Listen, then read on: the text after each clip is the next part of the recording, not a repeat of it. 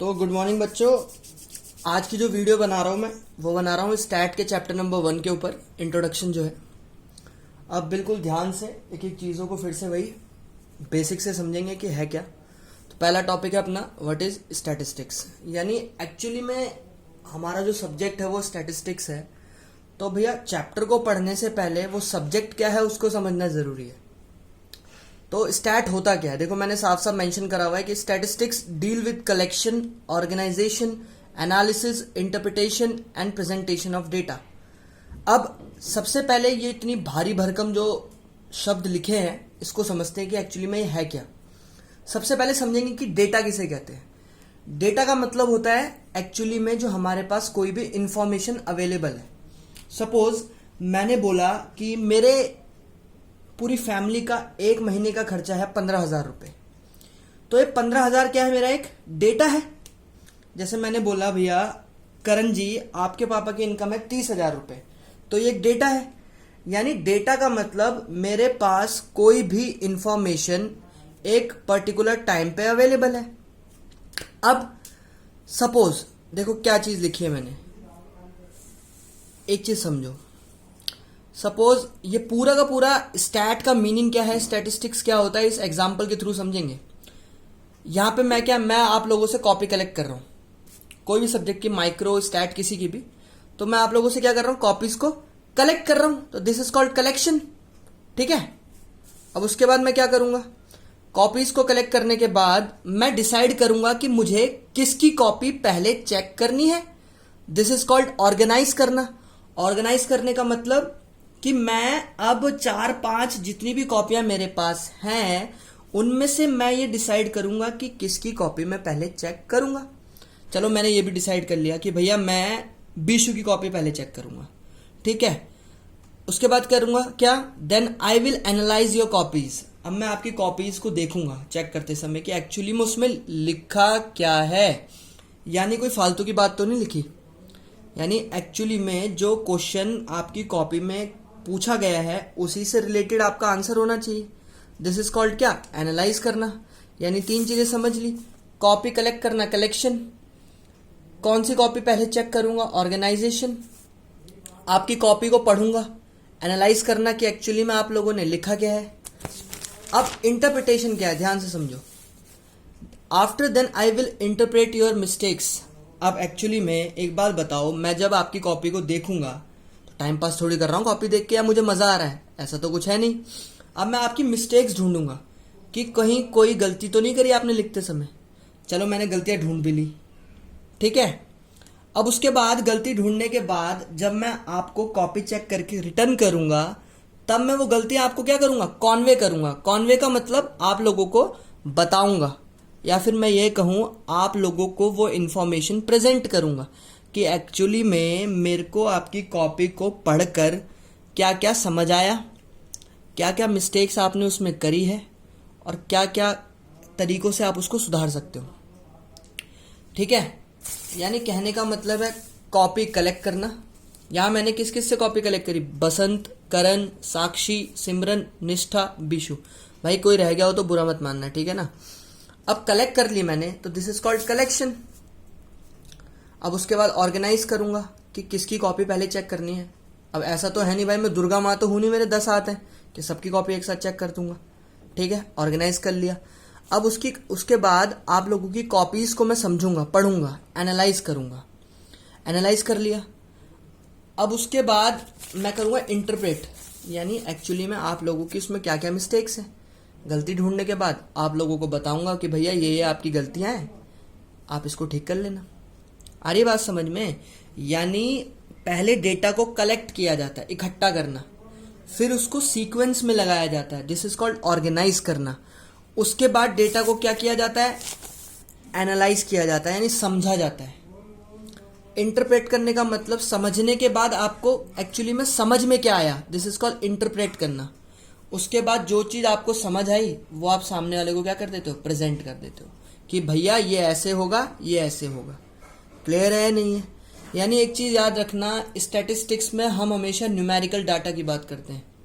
अबे numerical data क्या है, यानी एक ऐसा डेटा जो नंबर्स की फॉर्म में अवेलेबल है, जैसे कि 5, 10, 15, 1,20,000, 2,00,000। आ रही बात समझ में मेरी? यानी ऐसा डेटा जो इन टर्म्स ऑफ नंबर है हमारे पास, उसको क्या बोलते हैं? Numerical data. अब ध्यान से समझो, स्कोप ऑफ स्टैटिस्टिक्स या कहूं फीचर्स या फिर नेचर भी बोल सकता हूं। ठीक है, पहला क्या है? It is numerically expressed. देखो भाई, सिंपल सी बात है, जहां कहीं भी स्टैट का जिक्र होगा, जहां कहीं भी स्टैट का जिक्र होगा, मतलब वहां पर न्यूमेरिकल की बात होगी, यानी वहां पर नंबर्स की बात होगी। जैसे हम इकोनॉमिक्स पढ़ते हैं, इकोनॉमिक्स में हमेशा किसकी बात होती है? स्कार्सिटी की, कमी की, कि रिसोर्सेज क्या है? लिमिटेड है। वैसे ही जब भी हम स्टैट की बात करते हैं, हम बात करते हैं न्यूमेरिकल्स की, नंबर्स की, वैल्यूज की। अगर मैंने क्या लिखा है? Statistics minus numerical data equals to 0। यानी अगर स्टैट में से न्यूमेरिकल डेटा को ही हटा दिया जाए तो कुछ नहीं बचेगा, 0। ये वैसा ही हो गया कि हमारे दिन में से मम्मी की डांट हटा दी जाए तो कुछ नहीं बचेगा। यानी कहने का मतलब ये है कि stat without numerical data is incomplete. वैसे ही हमारा हर एक दिन विदाउट मम्मी की डांट और गाली इज इनकम्प्लीट। अरे बात समझ में? ऐसा कोई दिन होता है जिसमें हमें मम्मी की डांट नहीं पड़ती? तो वैसे ही समझो, स्टैटिस्टिक्स भी ऐसा ही सब्जेक्ट है कि जिसमें अगर आप न्यूमेरिकल डेटा या नंबर्स की बात नहीं करोगे तो स्टैटिस्टिक्स का कोई भी वजूद नहीं है। दूसरा, कैन इन्वॉल्व एस्टिमेशन। एस्टिमेशन का मतलब होता है कैलकुलेशन। क्या? कैलकुलेशन। भैया अगर एक बात बताओ, अगर आपके पास कोई भी नंबर में डेटा मौजूद है तो कैलकुलेट ही करोगे ना, उससे ज़्यादा थोड़ी कुछ कर सकते हो। जैसे मैंने ये लिखा है 5, 10, 15, ये 3 नंबर लिखे। अब मैं इसको देख रहा हूँ, मेरे को मज़ा आ रहा है देख के, वाह क्या 5 बनाया है, क्या 10 बनाया है, क्या 15 बनाया है। नहीं भाई, मेरे पास अगर नंबर अवेलेबल है तो इन नंबर से मैं अचार नहीं डालूंगा, मैं कैलकुलेशन करूंगा। क्या करूंगा? कैलकुलेशन। यानी जब भी स्टैट की बात करोगे, बात होगी हमेशा कैलकुलेशन की, एस्टिमेशन की। एग्रीगेट ऑलरेडी बता चुका हूं। एग्रीगेट का मतलब होता है सबका, यानी सबको एक साथ लेके चलना, ग्रुप में।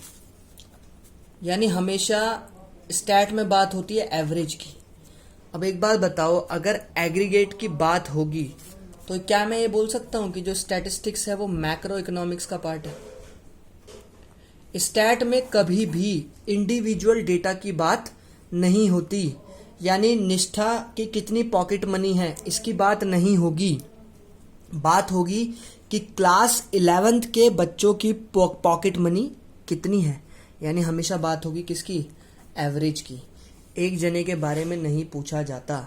ये नहीं पूछा जाएगा कि सिमरन के मैथ्स में कितने मार्क्स है, पूछा ये जाएगा कि पूरी क्लास का एग्रीगेट रिजल्ट कितना है, कितने बच्चे पास हैं, कितने बच्चे फेल हैं।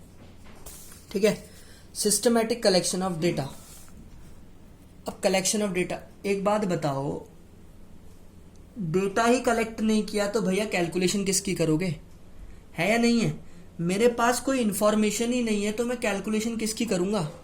अगर मैंने आपको क्वेश्चन ही नहीं दिया तो आप मीन और मॉड निकाल लोगे क्या खुद से? नहीं निकाल सकते ना। इसीलिए पहले डेटा को कलेक्ट करना जरूरी है। जब आपके पास नंबर्स में डेटा होगा तभी आप आगे कैलकुलेशन कर सकते हो, अदरवाइज नहीं कर सकते। अब लास्ट पॉइंट, रीजनेबली एक्यूरेट। देखो, जब भी हम किसी न्यूमेरिकल वैल्यू को कैलकुलेट करते हैं तो आंसर हमेशा लगभग सही आता है। लगभग सही आता है। सही आता है क्यों आता है भैया? क्योंकि जब भी हम किसी भी न्यूमेरिकल डेटा को कैलकुलेट करते हैं तो उसका आंसर आसपास आता है। सपोज जैसे कोई वैल्यू 88, तो जब हम किसी भी न्यूमेरिकल डेटा को कैलकुलेट करते हैं तो ऐसे आ जाता है 88.3 आ गया, 86.5 आ गया, 89 आ गया, यानी इसके आसपास पहुंच जाते हैं। कहने का मतलब ये है, अगर मैंने बोला क्लास में 70% बच्चे पास हैं, इसका मतलब ये नहीं है कि हर एक बच्चे के 70% मार्क्स हैं। किसी के 80 होंगे, किसी के 75 होंगे, किसी के 65 होंगे।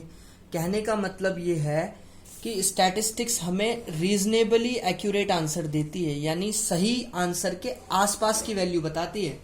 जैसे कि मैं पूछूं, सपोज आप लोग मेरे से पूछते हो कि सर आप रहते कहाँ, तो मैं आपको अपने आसपास के घर की लोकेशन दूंगा, एग्जैक्ट घर का एड्रेस नहीं दूंगा। मैं बोलूंगा भैया मेरे घर के आसपास शिव मंदिर है या हनुमान जी का मंदिर है, वहां पर बड़ा नीम का पेड़ है।